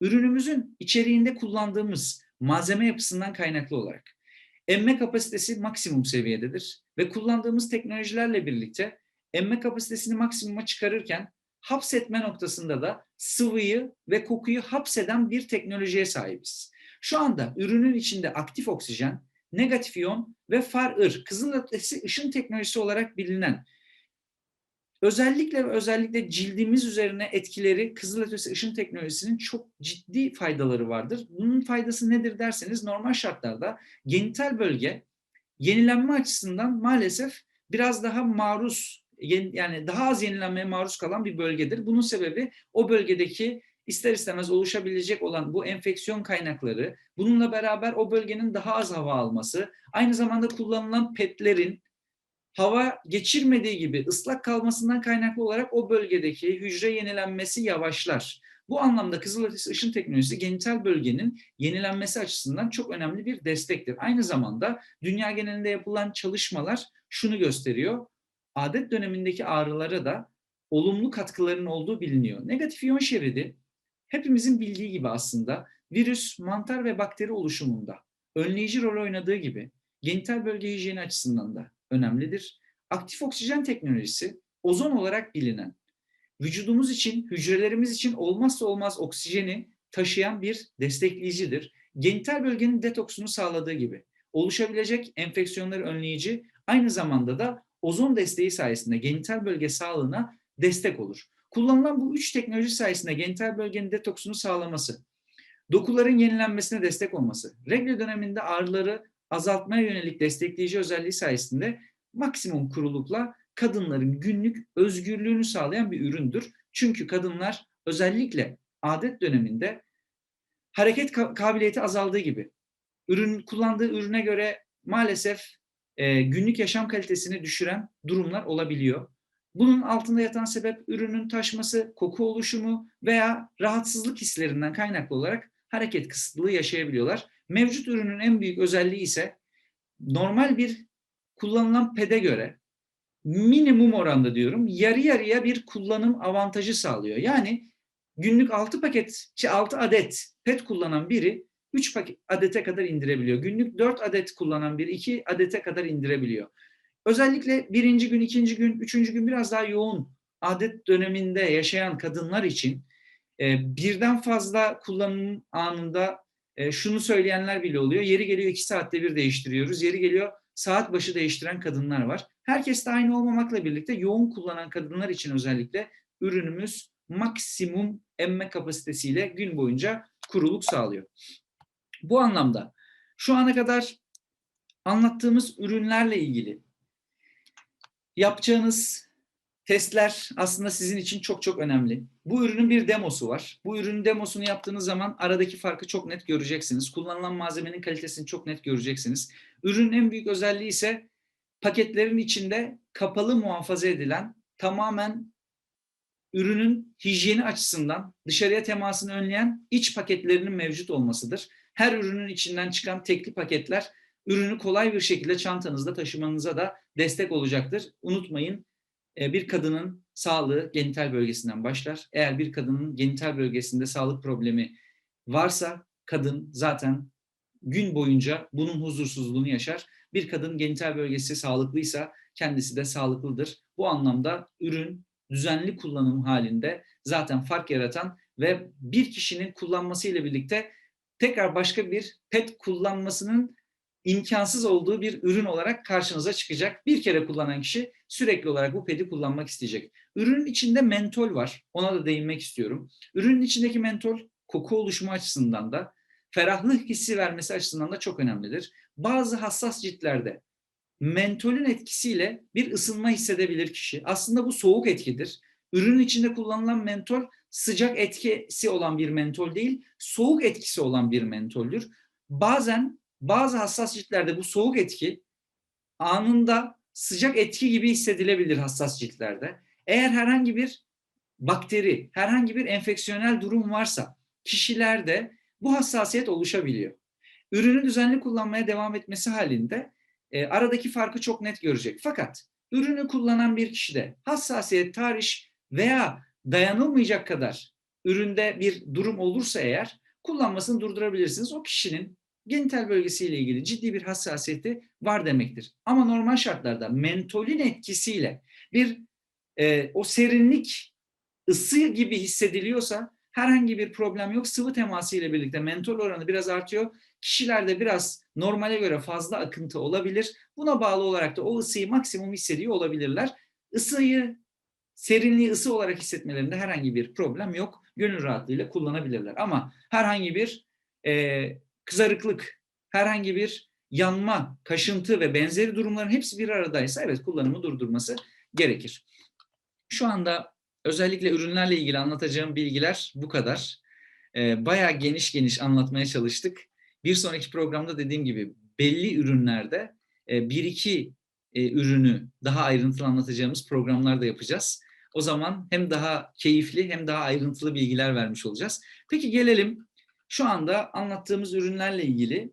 Patch'lerle ilgili de bir soru var. Enerji boyutuyla ilgili hemen kısaca bilgi vereyim. Her ürünün içeriğinde etken maddeler mevcut. Bu ürün içindeki etken maddelerin bazılarının enerji seviyesi daha yüksek. Her maddenin bir enerjisi var. Özellikle bildiğimiz şeyler üzerinden örnek vereceğim. Bir taşın da enerjisi var, bir camın da enerjisi var, insan vücudunun da enerjisi var, toprağın da enerjisi var, bir kokunun da enerjisi var, gıdaların enerjisi var. Doğada bulunan her şeyin bir öz enerji, chi enerji dediğimiz enerjisi var. Bu enerji İnsan vücudunda 6500 Bovis olarak belirlenmiş. Bunu kim belirledi? Biz belirlemedik. Fransız bilim adamı Anton Bovis belirlemiş ve ismini de dolayısıyla Bovis enerjisi olarak vermiş. 6500 Bovis'in altında kalan enerjiler negatif enerji. 6500 bovisin üstündeki enerjiler ise pozitif enerji olarak bilinir. Doğada bilinen negatif enerjiler nelerdir? Çay, kahve, bozuk gıdalar, kimyasal maddeler, radyasyon ve benzeri birçok kimyasal maddeler negatif enerji olarak karşımıza çıkıyor. Pozitif enerjiler nelerdir? Doğal gıdalar, güzel kokular, taş, değerli taşlar, toprak, bunlar pozitif enerji olarak bilinir ve örnekler de verilir. Bulunduğun ortamda işte Himalaya tuzu bulundur, kristali bulundur, negatif enerjiyi alır derler. Kaktüs bulundur, negatif enerjiyi emer derler. İşte buna benzer bir sürü değerli taştan bahsedilir. Evet, değerli taşlar da aynı şekilde. Aslında aksesuar olarak kullanılan pırlanta, altın, gümüş ve benzeri madeni ve değerli taşların günlük yaşamımıza girmesindeki etki aslında maddi değeri değil. Bunu bilin. En önemli girme nedeni hayatımıza aslında vermiş olduğu enerjilerdir. Tabii zaman geçtikçe yatırım araçlarına dönüştüler ama geçmiş çağlardan bugüne, yani herhangi bir ticari amaç gütmeden insanların onu kolye, küpe, bileklik olarak kullanmalarının sebebi aslında vermiş oldukları enerjidir. Bir de negatif insanlar, pozitif insanlar vardır. Negatif insanlara dikkat edin. Yanına gittiğiniz anda hemen bir enerjiniz düşer. Bırakın yanına gitmeyi, telefonla şöyle ekranda adını görseniz bir anda enerjiniz düşmeye başlıyor. Ne oldu? 5 dakika önce hiçbir şeyiniz yoktu. En küçük bir olumsuz haber aldığınızda insanın enerjisi düşer. Bir de pozitif insanlar vardır. Şöyle bir düşünün. İnsanların yanına gittiğiniz zaman hemen kendinizi iyi hissedersiniz. Pozitif insanlar, bir çay kahve içince enerjiniz yerine gelir. O insanlarla daha çok görüşmek istersiniz. Pozitif enerji yayıyordur çünkü. Dolayısıyla negatif insanlar sizin enerjinizi emerken pozitif insanlar size enerji sağlayabiliyor. Peki bizim ürünlerimizle ne alakası var? İnsan vücudu 7000 bovis sağlıklı bir insan, 8000 bovis çok sağlıklı, 10.000 bovis çok çok sağlıklı insan demektir. Bir insan 150.000 bovis, 200.000 bovis olabilir mi? Normal şartlarda olamaz. Peki 8.000 bovis, 10.000 bovis çok sağlıklıysa bizim ürünün içindeki yaklaşık olarak 100.000 bovislik bir enerji insan vücuduna yaklaştığında veya temas ettiğinde ne yapıyor? Merkezi sinir sistemini uyarıyor. Merkezi sinir sistemi, sempatik sinir sistemi dediğimiz sinir sistemini devreye sokuyor. Kas iskelet sistemimizi otomatik olarak var olan gücüne getiriyor. Bakın burası çok önemli. Olmayan bir enerji vermiyor. Var olan gücümüzü kullanmayı sağlıyor. Dolayısıyla kas iskelet sisteminde var olan gücümüz, dengemiz, esnekliğimiz olması gereken seviyeye geliyor. Çok basit bir örnek vermek istiyorum. Ayakkabını, çorabını çıkar, toprağa bas örneği. Negatif enerjiyi bir at. Şöyle bir denize gir, duş al. Negatif enerjiyi at denilen örnekler de bunun üzerindendir. Vücudumuz olması gereken seviyeye gelir, kendini nötrler. Dolayısıyla olması gereken seviye neydi? 7.000 ile 10.000 bovis arasıydı. İşte bu noktada ürünlerimiz temas ettiği anda, yaklaştığı anda bovis enerjisi devreye giriyor. Bazen şey diyorlar, ya Veysel Bey bana hiç mantıklı gelmiyor. Bana bunu ispatla diyorlar mesela. Ya tabii ki bunun çok basit ispatları var aslında. Yani bir şey temas ettiği anda diyor nasıl etki eder? Bu kadar hızlı nasıl etki ediyor? Çok basit. Bugün sevmediğin bir insanın seni aradığını gördüğün anda nasıl enerjin düşüyor? Allah korusun bir ölüm haberi aldığın anda, görmediğin halde, belki de yalan söylüyor kişi ama onu duyduğun anda bir anda enerjin düşüyor. Ya da bir olumlu haber aldığın anda daha gerçek mi değil mi bile bilmediğinde sevinçten havaya uçuyorsun. Enerjin yerinden böyle durduğun yerde duramıyorsun. Enerji patlaması yaşıyorsun. Temas var mı? Yok. Gördün mü? Görmedin. Sadece duydun. Dolayısıyla şu anda enerjinin size geçmesi için hiçbir şekilde temasa da ihtiyacı yok. Enerji vardan yok olmaz, yoktan var olmaz. Şekil ve boyut değiştirir. Basit örnek. Hareket enerjisi sese dönüşüyor. Basit örnek. Hareket enerjisi ısıya dönüşüyor. Burada da var olan enerjimiz normalde gücümüz, dengemiz ve esnekliğimiz bugünkü şartlara göre çok çok iyi. Dikkat edin, eski insanlar daha güçlüymüş. Eski insanlar daha geç yoruluyormuş. Sebebine manyetik alan eskiden daha düşükmüş. Gıdalar daha yüksek oranda enerjiye sahipmiş. Fakat şimdi azaldı. İşte bu anlamda bizim ürünlerimiz gücümüzü, dengemizi, esnekliğimizi de arttırıyor. Ürünlerimizi keyifle kullanacağınız bir dönem olsun. Umarım herkese faydanız olur ve bu fayda doğrultusunda da önce kendinize, ailenize, çevrenize, ülkemize ve dünyada her insanın faydalanmasını sağlarsınız. Bizler bu ürünleri çıkarırken çok büyük özverilerle, yani Türkiye'de ve dünyada şu anda yapılmamış şeyleri yaparak ilerliyoruz ve bu şekilde de devam edecek. Daha çok sürprizimiz var size. Yeni ürünlerimizle ilgili çok fazla sürpriz var. Türkiye'de ve dünyada ses getiren çok ciddi Ar-Ge çalışmaları yapılıyor ve Türkiye'den dünyaya yayılan bir Türk şirketi olarak gururluyuz, mutluyuz. Sizler gibi çok değerli insanlarla bir arada olmak bize çok büyük keyif veriyor. Umarım şu anda bulunduğunuz hayatın, sağlığınızın, zamanınızın, yaşınızın kıymetini bilir. Türkiye'de ve dünyada çok hızlı büyüyen TTS International vizyonuna ortak olur. Şu anda girişimciler olarak bizimlesiniz zaten ve hayatınızı değiştirmeye bir karar verdiniz ki bugün buradasınız. Umarım geleceğin teknolojisi diyorduk, artık geldi.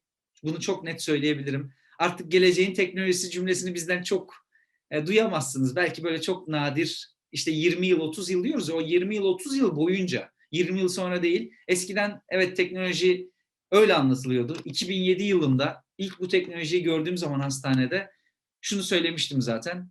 Artık ilaçlar neredeyse büyük bir çoğunluğu buraya dönmeli dediğimde çok garip karşılanmıştı. Çünkü çok kolay uygulaması ve pratik. Şu anda geldiğimiz 2022 yılında birçok ilaç artık transdermale döndü, TTS teknolojisine döndü ve 2022 yılı itibariyle artık geleceğin teknolojisi geldi ve siz şu anda TTS International girişimciler olarak geleceğin teknolojisine sahipsiniz.